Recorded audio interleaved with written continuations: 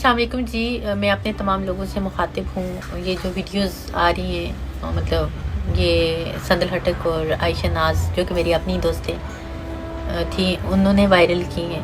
और कैसे उन्होंने वायरल की, क्योंकि मेरे साथ उठती बैठती थी, खाती पीती थी, रहती थी और मेरे मोबाइलों के पासवर्ड और मोबाइलों का एक्सेस था।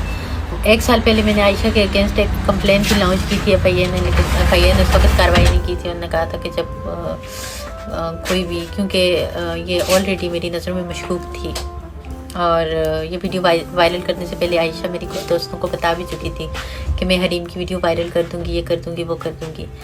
तो मेरे लिए इतना वो नहीं है, क्योंकि ये वीडियोस मेरा किसी थर्ड पर्सन के साथ कोई ताल्लुक़ नहीं था, ना तो मेरा कोई बॉयफ्रेंड था, ना तो मेरे किसी के साथ क्लैशेस थे, ना किसी मर्द के साथ मेरा कोई रिलेशन था।